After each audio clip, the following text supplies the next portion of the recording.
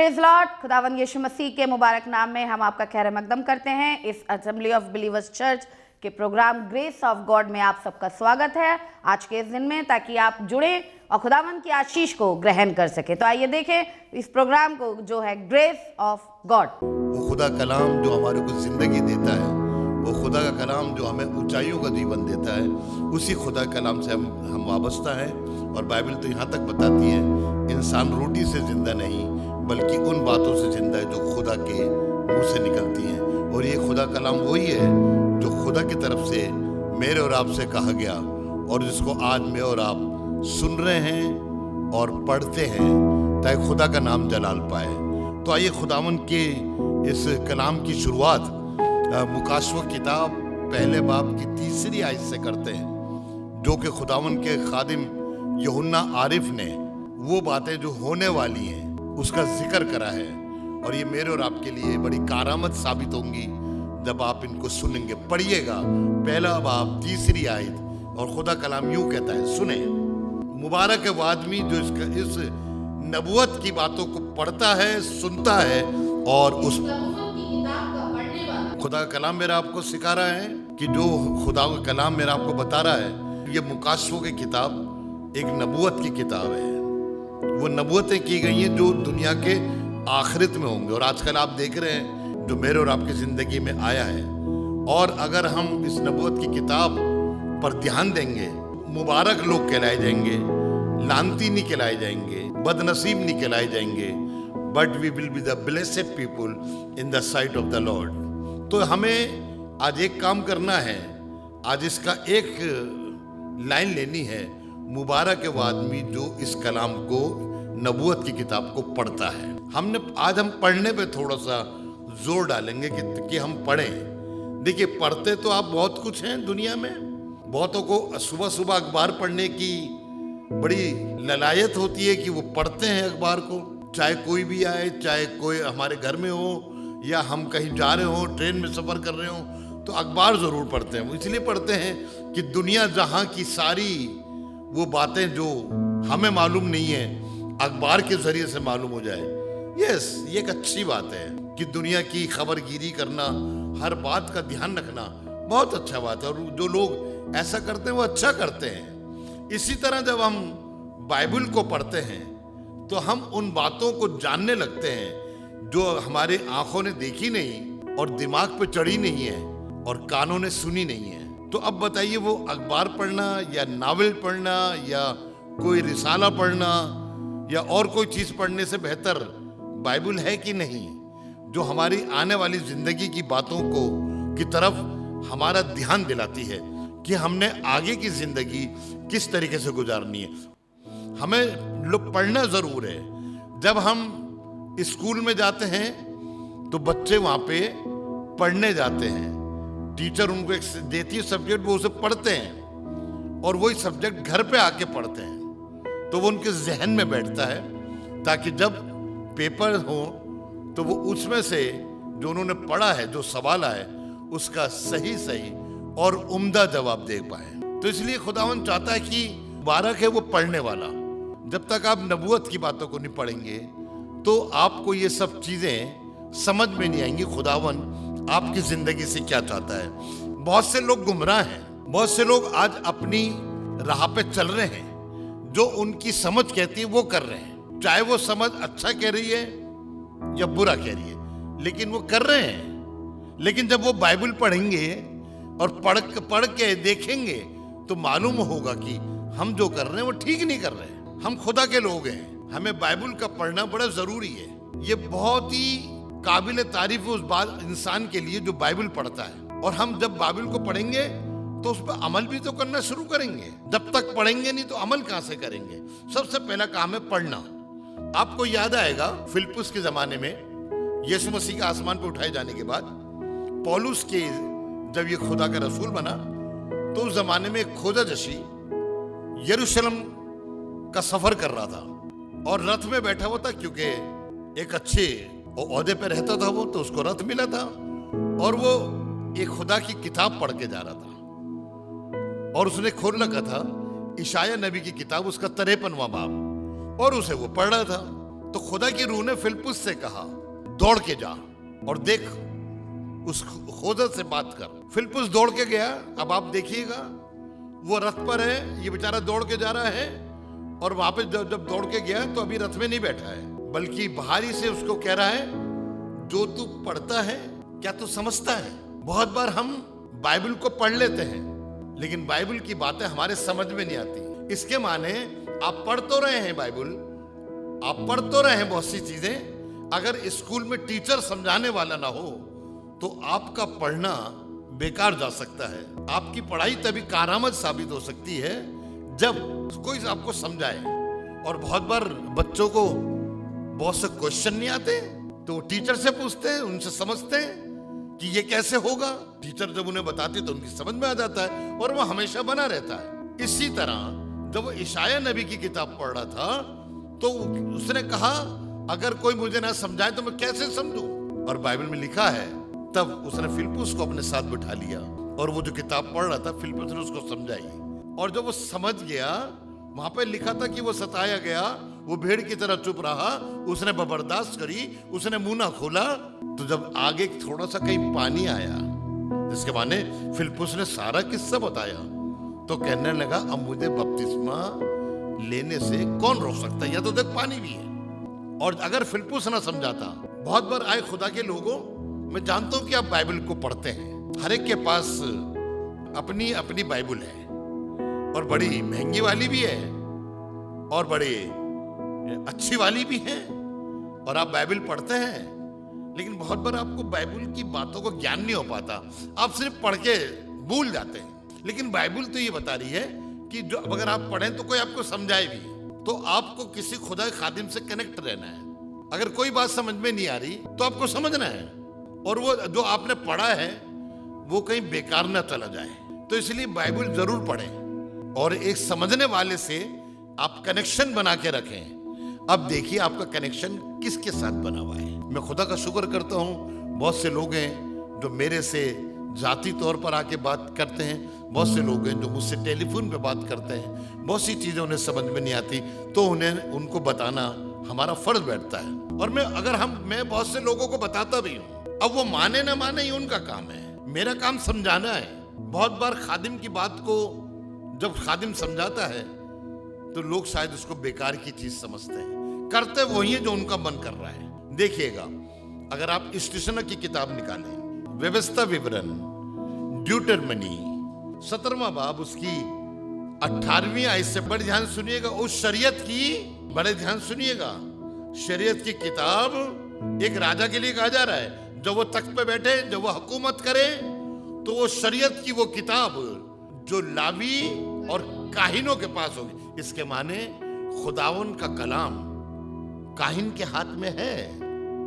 वो चीज आप खुदा ने अपने काहिन को, लावी को दी है, और आप पढ़ रहे हैं। तो बाइबल बताती है वो किताब लावी और काहिन के हाथ में है। उस जमाने में कोई जो प्रिंटिंग तो होती नहीं थी, उस जमाने में कहीं ऐसे तो मिलती नहीं थी कहीं शरीयत की किताब मिल जाए, वो तो काहिन के पास होती थी।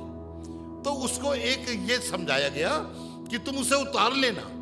आपने देखा होगा, और शायद आप भी करते हैं, जब इतवार के दिन खुदा खादिम आपको खुदा का कलाम सुनाता है तो बहुत से लोग उतारते हैं ये आयत, और आयत में ये लिखा है। अच्छी बात है, सुनकर लोग उतार लेना और फिर घर जाके पढ़ना, ये एक अच्छी तबीयत है। और खुदा ने कहा भी यही, तुम्हें एक काम करना है कि नकल उतार लेना, ताकि तुम्हें बार बार काहिन के पास ना जाना पड़े। नकल तुम्हारे पास होगी, तुम पढ़ना तो तुम मुबारक कहलाओगे। 19वीं आयत में आई है। और बड़े ध्यान सुनिएगा, शरीयत की ये किताब वो उसे अपने पास रखे। बड़े ध्यान सुनिएगा, पढ़ने के लिए इस चीज का होना जरूरी है। आप कहीं बाहर जाते हैं, कहीं पिक्चर हॉल में जाते हैं, फिर भी आपके बैग में बाइबल का होना बहुत जरूरी है। आप कहीं पिकनिक पे जा रहे हैं तो बाइबल का होना बहुत जरूरी है। जिस तरह आपकी जेब में आपका पर्स होना जरूरी है। अगर पर्स नहीं होगा और आपको किसी चीज की जरूरत पड़ी तो आप कहां से लेंगे? ऐसे अगर बाइबल आपके पास नहीं है और शैतान का कोई हमला हुआ तो आप खुदा के कलाम को कहां से पढ़ के बताएंगे और शैतान को कैसे भगाएंगे? बाइबल का होना बहुत जरूरी है, खुदा का कलाम का होना बहुत जरूरी है, शरीयत का आपके पास होना बहुत जरूरी है। तो तो ये तो कहते एक नकल रख लेना, से पढ़ी 19वीं आई था, और वो उसे अपने पास रखे और अपनी सारी उम्र उसको पढ़ा। सारी उम्र की बात हो रही है, ये नहीं कि इंसान बुढ़ा हो गया तो अब पढ़ रहा शरीयत की किताब। अक्सर लोग यही कहते हैं, भाई अब उम्र हो गई तो अब तो पढ़ना पड़ेगा। लेकिन खुदा बाप कह रहा है, जब जिस दिन से तुम्हारे को समझ आ जाए तो तुम सारी उम्र इस किताब को पढ़ना, कोई एक दिन नहीं, 2 दिन नहीं। आए कलाम के सुनने वालों, जरा आप गौर करो, क्या आप खुदा की कलाम को रोजाना पढ़ते हैं? अगर नहीं पढ़ते तो आप एक गलती कर रहे हैं। ये बाइबल में लिखा है और आप ये आला हुक्म नहीं मान रहे। मैं तो इस लाइन पर अमल करता हूं ताकि मैं रोज खुदा के कलाम को पढ़ूं। जिस तरह रोज हमें नाश्ता चाहिए, जिस तरह रोज हमें लंच चाहिए, जिस तरह हमें रोज डिनर चाहिए, हमें रोज खुदा का कलाम भी चाहिए। क्या पता कौन सी बात आपके जहन में बग जाए और वो आपके लिए बरकत का सबब बन रहा है। इसे सारी उम्र पढ़ना पड़ेगा। अगर आप नहीं पढ़ रहे हैं, जब मौका मिलता है तब पढ़ लेते, कोई दिन आपका होता तो पढ़ लेते हैं, नहीं, इसका एक रूटीन वर्क बनाइए। जैसे कि जब आप बाहर निकलते हैं तो मास्क लगा के जरूर जाते हैं। अगर आप रोजाना बाइबल पढ़ेंगे तो बरकत आपको मिलेगी। तभी तो बाइबल में लिखा है, मैं तुम्हें बढ़ाऊंगा और तुम्हारी औलाद को बढ़ाऊंगा। हाउ इट इज पॉसिबल बढ़ाना? जब तक आप कलाम नहीं पढ़ेंगे, और जब तक कलाम नहीं पढ़ेंगे तो उसमें चलेंगे कैसे? नहीं, आपको पता ही नहीं है कि बढ़ने का क्या तरीका है, और खुदा कलाम बता रहा है बढ़ने का ये तरीका है। तो मेरे को और आपको रोजाना इसे पढ़ना है। और आगे क्या लिखा है मालूम क्या है? जब आप खुदा की किताब पढ़ेंगे, शरीयत की किताब पढ़ेंगे, तो आपके दिल में खुदा का खौफ मानना शुरू हो जाएगा। देखिए, यानी अब बड़ी बात, बहुत अच्छी चीज समझ में आ रही है। आज मैं आपको प्रीच नहीं कर रहा हूं, आज मैं आपको टीच कर रहा हूं, शिक्षा दे रहा हूं कि आपको शरीयत की किताब पढ़नी चाहिए। बहुत बार बहुत से लोग नया नियम को पढ़ते हैं और कहते हैं हमने भाई पढ़ ली शरीयत की किताब। शरीयत क्या है? शुरू की 5 किताबें शरीयत है, जिसे तौरेत कहा जाता है। ये आपको पढ़ना है क्योंकि इसमें सारी चीजें लिखी है, कमांडमेंट से लिखे हैं। आप उस पर कैसे कर रहे हैं, कैसे नहीं करना चाहिए, क्या पीना है, क्या नहीं पीना, क्या खाना, क्या नहीं खाना, सारी बातें शरीयत की किताब में है। सारी बाइबल शरीयत एक, लेकिन ये 5 किताबें स्पेशली खुदा ने मूसा को कहा था लिखने के लिए, जिसे तौरेत कहा जाता है। आप इस शरीयत को पढ़ते हैं, आप शरीयत पढ़िए, ये आपके लिए फायदे का सौदा होगा। हाँ, क्या लिखा है फिर? खौफ माने और शरीयत और वो आयन, उन पर अमल कर। जब तक आप पढ़ेंगे नहीं, आपको मालूम नहीं होगा, आपको मालूम नहीं होगा तो आप अमल नहीं करेंगे। और सबसे बड़ी बात, जब शरीयत की किताब आप पढ़ेंगे तो आपको खुदा का खौफ मानना आएगा। बहुत सी चीजें आपको नहीं मिल रही हैं। बहुतों की इंसान की उम्र लंबी नहीं हो रही है। मालूम वजह क्या है? क्योंकि उन्होंने शरीयत की किताब नहीं पढ़ी। शरीयत की किताब पढ़ते हैं तो वो खुदा का डर मानते हैं। शरीयत में लिखा है कि तुम बेटा सुनो, शराब मत पीना, खुदा की बादशाहत में तुम दाखिल नहीं हो गए। उसने शरीयत पढ़ी नहीं। और पादरी अगर कहता तो वो बेवकूफ है पादरी। जब तक आप खुद नहीं पढ़ेंगे, आप दारू पीना नहीं छोड़ेंगे, आप गुटखा खाना नहीं छोड़ेंगे, आप सिगरेट पीना नहीं छोड़ेंगे, और ये चीजें आपको नीचा कर रही हैं, आपको ऊंचा नहीं कर रही हैं, जिस्मानी लिहाज से भी नीचा कर रही हैं, और आप रूहानी लिहाज से भी नीचे होते जा रहे हैं। जिसके माने आपको खुदावन की किताब का पढ़ना बहुत जरूरी है। अभी देखिए, यीशु मसीह तो खुद ही एक शरीयत था। जानते हैं ना यीशु मसीह? ये लिखा, इब्तिदा में कलाम था, कलाम खुदा था और वो खुदा के साथ था। यीशु मसीह तो खुद शरीयत था। लेकिन अब आप बाइबल पढ़ेंगे, जब वो वहां पे खड़ा हुआ तो उसने भी इशाया की किताब पढ़ी। कौन से वालों है कि खुदा का रूह मेरे पे है। यानी शरीयत का बनाने वाला शरीयत को पढ़ रहा है। ध्यान से सुनिएगा, शरीयत का बनाने वाला शरीयत पढ़ रहा है, और वो इसलिए कर रहा है because Jesus is an idol for the whole world. यीशु मसीह ने जो बातें कही वो खुद करके दिखाई। अगर उन्होंने बपतिस्मे के लिए कहा है तो बपतिस्मा लेके दिखाया। अगर उन्होंने अपना जीवन खुद कहा लोगों से अपना जीवन खुदा को दो, तो उन्होंने दे के दिखाया है। तो जब तक हम शरीयत नहीं पढ़ेंगे, हमें इन बातों का ज्ञान कहां से होगा? हमारे अंदर खुदा का खौफ कहां से आएगा? और यीशु ने कई बार कहा, मैं वो काम करता हूं जो मेरा खुदा मुझसे कहता है, क्योंकि वो शरीयत को पढ़ता था तो उसको मालूम होता रहता था खुदा मेरे जीवन से ये चाहता है। आप कुछ नहीं कर रहे हैं खुदा के लिए, इसलिए क्योंकि वो शरीयत पढ़ते नहीं। आजकल शरीयत आपकी उसमें टेलीफोन में आ गई है, मोबाइल फोन में आ गई है, और आप उसी को शरीयत समझते हैं। नो, मैं मोबाइल वाली बाइबल को शरीयत नहीं समझता हूँ, क्योंकि उस मोबाइल में उस शरीयत के साथ देगर गलत चीजें भी हैं जो कभी कभार गलती से खुल जाती होंगी, आपका जहन भटका देते हैं। तो वो वाली किताब उसमें होने का फायदा क्या है? और जब तक आप शरीयत नहीं पढ़ेंगे खुदा का खौफ आपके अंदर नहीं आएगा। और खुदा के खौफ के अंदर सबसे पहली बात, खुदावन का खौफ हमारी उम्र को बढ़ाता है। अगर आज कोई दुनिया में जल्दी से जा रहा है तो उसने शरीयत को नहीं पढ़ा है। तो मेरे और आपके लिए बड़ा लाजिम पहली चीज कि हमें शरीयत पढ़ना बहुत जरूरी है। आपको मैं एक सीख देना चाहता हूं, एक सजेशन देना चाहता हूं, बाय रिक्वेस्ट। आप रोजाना बाइबल पढ़ें, चाहे एक अध्याय पढ़ें। तालू हिसाब से नहीं पढ़िएगा, जैसे आप लोग कोई जो नॉवेल पढ़ते हैं और कोई जो किताब पढ़ लेते हैं, नहीं नहीं, उस तरीके से नहीं। बाइबल के इस तरह से पढ़िए, ये बात क्यों लिखी है। अब एक शख्स ने मुझे सवाल करा कि जो आए हमारे बाप की दुआ है, ये हमें क्यों लिखा गया है, क्या इसे पढ़ना बहुत जरूरी है? उसने उस शरीयत की किताब में इस दुआ को लोगों से सुना है तो उसने पढ़ा। अब उसको बताना मेरा जरूरी था। मैंने कहा ये दुआ इसलिए लिखी गई है, हम अपनी जो भी दुआ करें इस, मैंने कहा ध्यान से पढ़ना बेटा, और लिखा तुम इस तरीके से दुआ करना। वो दुआ करने का तरीका है। जैसे कि आप खाना बनाते हैं बेटा, तो आप देखते हैं मोबाइल में कि पहले क्या डालना, फिर क्या डालना, फिर क्या डालना, फिर क्या करना। ऐसे ही आए हमारे बाप की दुआ है। जब उन्हें उसको ये सारी चीजें बताई, कभी मैं आपके साथ उसका जिक्र करूंगा, तो जब मैंने सारी बातें बताई तो कहना ओ अच्छा, ये तो हमें मालूम ही नहीं था। जब तक उसने पढ़ा नहीं तो उसने मुझसे पूछा नहीं। और मैं आपसे भी दरख्वास्त करता हूं, जब आप कोई चीज को पढ़ते हैं और आपके जहन में नहीं आता वो, तो आपका पूछना मुझसे लाजमी है। या जो खुदा खादिम आप पर अपॉइंटेड है उससे पूछिए, वो आपको जवाब देगा, बताएगा। तो इसलिए बाइबल बता रही है शरीयत की किताब रोजाना पढ़ा करना, और लिखा है और हमेशा तुम्हारे पास रहे, क्योंकि उस जमाने में उसकी कॉपी तो होती नहीं थी। एक ही किताब थी शरीयत की जो काहिन के पास रहती थी, और यूं कहा गया था राजा से उसकी तो नकल कर लेना। वैसे तो हम दुनिया में बहुत सी चीजों की नकल करते हैं। पापा जो काम करते हैं उसकी भी नकल करते हैं, मम्मी जो काम करते हैं उसकी भी नकल करते हैं, लेकिन क्या हम खुदा की शरीयत की किताब को ये नकल करके अपने पास रख रहे हैं, जो मेरे और आपके लिए निहायत ही लाजिम है। ये शरीयत किताब हमें जिंदगी देने वाली है। आइए आज आपके लिए दुआ करें।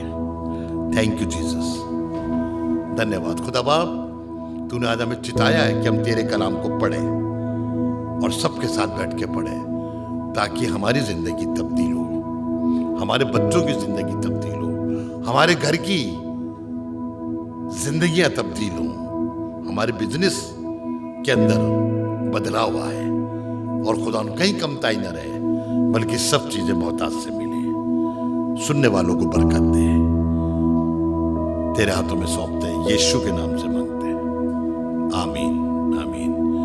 तेरे पास आता हूँ यीशु, तेरे पास